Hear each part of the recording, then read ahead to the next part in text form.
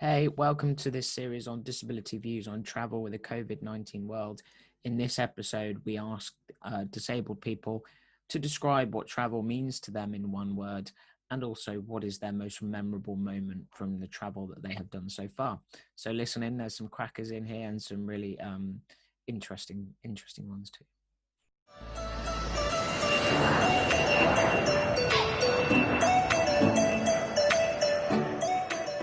Have to be joy.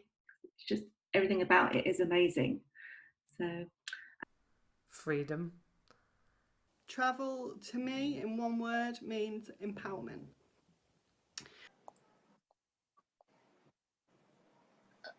Joy. Okay. One word means freedom. Adventure.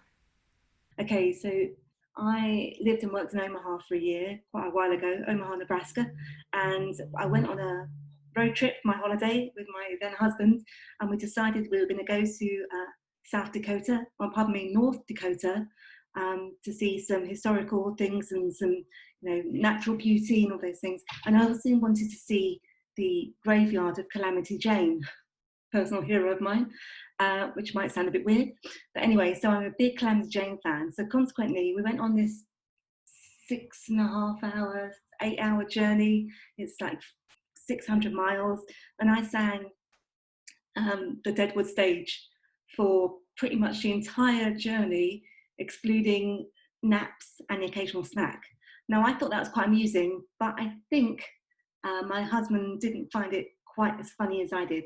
Anyway, so when we got to Deadwood or Dakota, we actually went to the graveyard and it wasn't accessible, right? And also it was closed. So he ended up climbing over a fence so he could take a photograph for me of Calamity Jane's grave. So for which I thank him. However, we have since divorced, but I've got no regrets. So yeah. So many. I've been Australia, Singapore, Japan, Mexico, USA, all over Europe many times, and they're all amazing trips and travel destinations. I've done husky dog sledging, hot air ballooning, scuba diving, flying a plane, and it's really hard to give one. But I suppose Australia was very special as it was my first independent trip without family and just going with a couple of personal care assistants. And it was while I was still at university before I then went off into like the more adult world of work as well, or just the adult world in general. So yeah, probably Australia. I think actually my weekend in Rome, the first night of my weekend in Rome, this was a trip that I'd put off for so long. My husband was desperate to go and I was like, no, it's not going to be accessible. It's going to be too much of a struggle. I just don't think we can do it. He persuaded me to book. And when we got there, the first night, we were sat on the rooftop bar of the hotel, overlooking the Colosseum, all lit up. And I just had this sort of epiphany moment, this feeling like we've done it. We've got here. Despite all of the barriers in our way, we've got here and we're going to have an amazing trip. So I went on a trip to Jordan. So we flew out there. We went and we saw Jesus' baptism site. We saw Petra. And I think the most unbelievable part of it was we went to a place called Wadi Musa, which is out in the desert. It is actually where Lawrence of Arabia was filmed.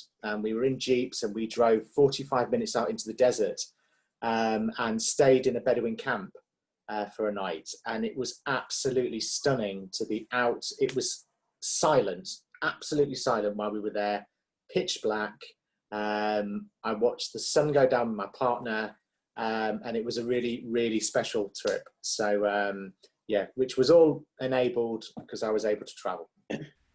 When I went on holiday to Barcelona with my nephew, I was able to play with him on the beach because I was using a beach wheelchair for the very first time. So this was the first time I was able to actually experience that with my nephew.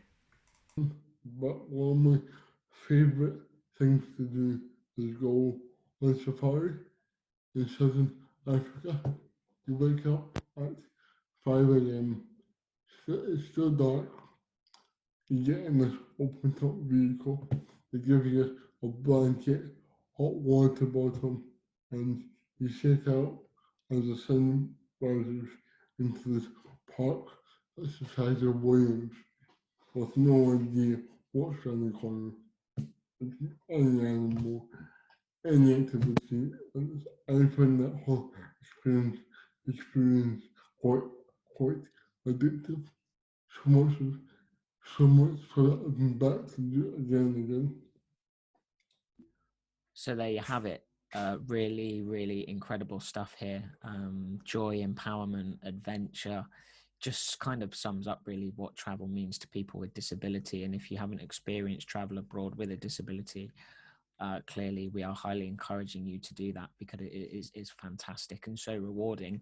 And you know, the stories here that have been shared are just, you know, unbelievable, and you can't put a price on that. So yeah, another great episode, and thanks for watching.